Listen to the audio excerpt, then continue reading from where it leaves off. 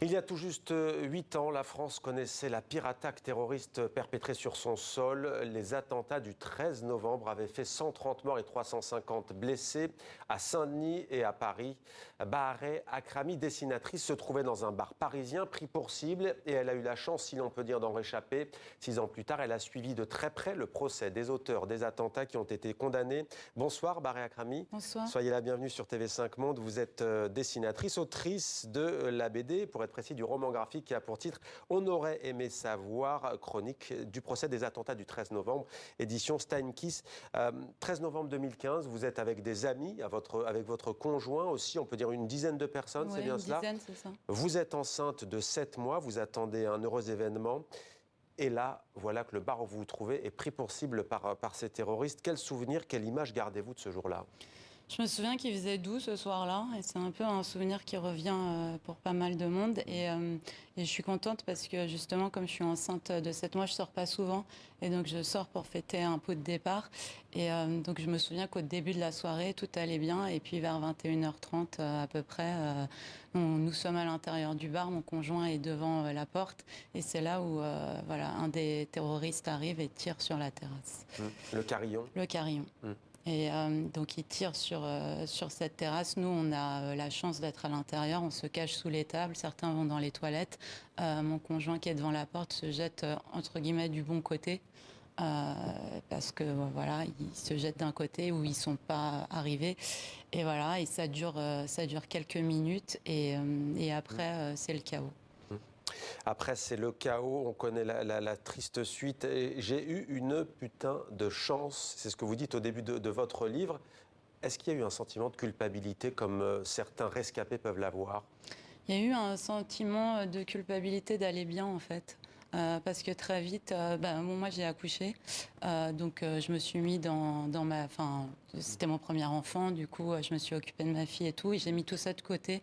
J'avais l'impression d'aller bien, et du coup comme j'avais l'impression d'aller bien, je me sentais coupable d'aller bien en fait, d'aller si bien. Ouais, vous avez été portée par cette Voilà, naissance. et du coup j'ai mis tout ça de côté, et c'est plutôt au début c'était plutôt ce sentiment de culpabilité qui n'en est pas un en fait, mais qui est un sentiment Ouais, ambigu. pourquoi ils sont morts? Voilà, c'est la voilà, question qui et, revient. voilà. En tout cas, vous avez enfoui, si on peut dire, ces souvenirs douloureux. Et ce procès qui va se profiler 6 ans après, vous avez en fait au départ hésité à y aller avant de prendre la décision de dire oui. Pourquoi? Tout à fait, parce que moi je me porte pas partie civile au moment de l'instruction du procès, et donc je mets ça de côté. Et puis le procès approchant, là je me rends compte qu'en fait on va en parler beaucoup, et que moi en fait j'ai besoin de le vivre de l'intérieur. Plutôt que de subir. Voilà, Ouais. je peux pas subir, je peux pas le suivre par les médias ou par l'extérieur. Moi il faut que je sois dedans. J'étais dans ce bar, il faut que je sois dans cette salle d'audience. Et on va voir, hein, on voit déjà vos croquis à l'antenne sur TV5 Monde. Ce qui peut paraître aussi pour nous difficile à mesurer, et pourtant vous aviez besoin de savoir à un moment donné si vous étiez victime ou témoin des attaques, au fond, comme nous autres, qui n'étions pas ni dans un bar, ni au Bataclan, ni au match de football au Stade de France. Tout à fait, parce que comme j'avais cette facilité à parler de ces événements-là, enfin, j'en parlais librement. Parfois, je me disais, mais peut-être que peut-être qu'en fait, t'y étais pas. Enfin, je savais que j'y étais parce que je me souviens très bien de cette soirée, mais je me disais peut-être que c'est pareil pour moi que pour les autres gens qui n'y étaient pas en fait. Et donc j'avais aussi besoin en fait de me confronter aux autres victimes. Bon, ceci dit, j'avais mes amis aussi qui étaient présents, mais on n'en parlait pas tellement. Donc j'avais besoin aussi de me confronter à cette réalité. Est-ce que ces textes, est-ce que ces croquis, ça vous a permis justement de construire votre propre place dans cette tragédie? Tout à fait. En fait, quand je suis allée au procès, au début, un partie civile, c'est un acteur silencieux d'un procès. Et moi, j'ai du mal à rester silencieuse, et j'avais besoin d'extérioriser tout ça. Ouais. Vous pensiez même que vous allez pouvoir vous lever et répondre, par exemple, à Salah Abdeslam Oui, à un c'est moment vrai donné. que dans une espèce d'élan de spontanéité, je me disais, ça va se passer comme ça. Est-ce que j'avais du mal, en fait, à rester silencieuse. Après, ce qui était particulier aussi dans ce procès, c'est que les parties civiles avaient aussi, certaines parties civiles avaient eu la parole dans les médias. médias. Il y avait eu beaucoup de médias qui avaient fait appel à des parties civiles qui chroniquaient, enfin chroniquaient pas, mais qui donnaient leur ressenti en fait sur tout ça. Et du coup, moi j'avais besoin de le faire, mais d'une façon différente. Comment on dessine justement un tel procès? Rappelons qu'au départ, vos dessins sont sur les réseaux sociaux, vos croquis. Il y a aussi cette web radio, quelque chose d'assez inédit dans l'histoire judiciaire française. C'est la première fois même. Comment est-ce qu'on raconte un tel procès? En fait, le truc, c'est que je lisais les comptes rendus de presse. Et il y a juste quelque chose que je retrouvais pas, c'était très bien, mais je retrouvais pas une espèce de vérité, de spontanéité de ce qui se passait dans cette salle d'audience. Et puis, je trouvais pas, j'avais besoin de le dire avec mes mots, en fait, parce que je trouvais que c'était parfois très policé. Et moi, j'avais besoin de le dire de façon très cash. Et donc ça a démarré comme ça en fait une volonté plus que par les dessins, par les mots en fait de se réapproprier en fait cette histoire, de l'extérioriser, mais avec mes mots quoi. Ouais, une volonté qui tourne parfois à l'obsession, c'est clair, c'est ce que vous dites aussi.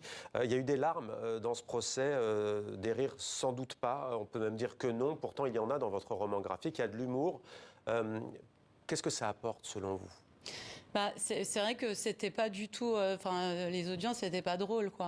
À part peut-être avec quelques anecdotes. Mais moi, j'ai choisi d'utiliser l'humour parce que, dans ma vie, c'est comme ça que je fonctionne. En fait, l'humour me permet de mettre de la distance avec mes émotions et aussi d'analyser en fait les choses et de faire ce pas de côté pour raconter l'histoire d'une façon différente, quoi.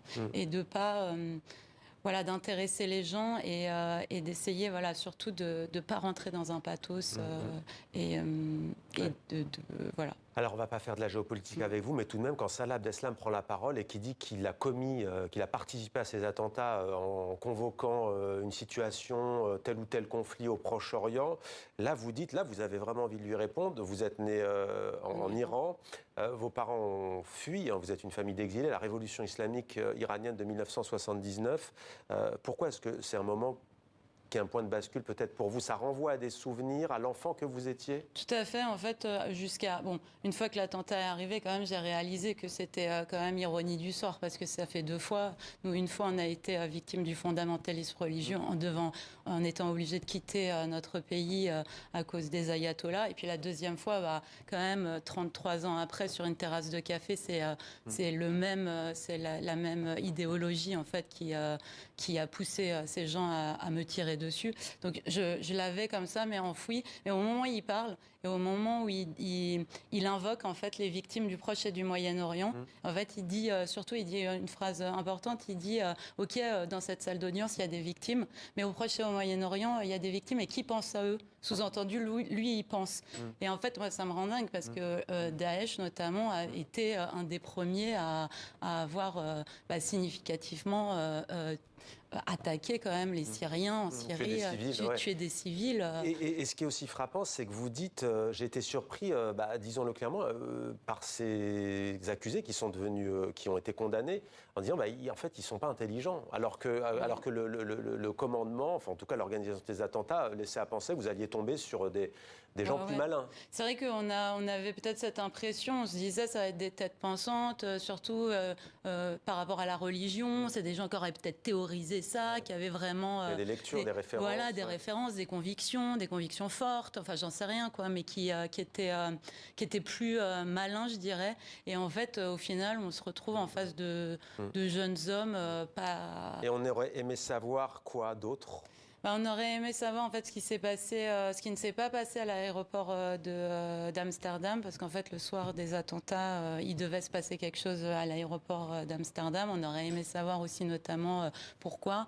C'est une phrase qui est reprise, vous le dites, par le président de la cour d'assises, par des avocats aussi. Le président de la cour d'assises, il reprend cette phrase quand il interroge les accusés qui gardent le silence. Il dit on aurait aimé savoir ce qui s'est passé. Après, il y a des avocats de la défense qui disent on aurait aimé savoir à leurs clients ce qui se passe dans votre tête. Bon, là, c'est un truc d'avocat. Et enfin, on aurait aimé savoir, nous, partie civile, et peut-être aussi plus largement la société, en fait, comment ils se sont radicalisés, peut-être, même si on ne le saura jamais vraiment. Comment ils se sont radicalisés et pourquoi Salah Abdeslam n'est pas passé à l'acte aussi. Ça, c'est quelque chose qui hante peut-être beaucoup de monde. Moi, ça me... Voilà, C'est pas ça. ouais, ça, c'est pas ça. Bon, Ouais. est-ce que sa ceinture, elle a marché ou pas marché Ça n'empêche pas d'aller manger un sandwich Voilà, après dans ouais. un... Si vous voulez, vis-à-vis de ça, pour le rapide. coup, moi, il avait l'intention d'y aller. Donc après, à savoir si sa ceinture n'a pas marché ou si il s'est défaussé à la dernière minute, l'important c'est qu'il y est allé, quoi. Merci beaucoup Merci à d'avoir vous. répondu à nos questions en direct sur TF5 Monde. Barré Akrami, je rappelle donc, on aurait aimé savoir chronique du procès des attentats du 13 novembre, édition Steinkiss. Merci à vous. Merci. Merci infiniment.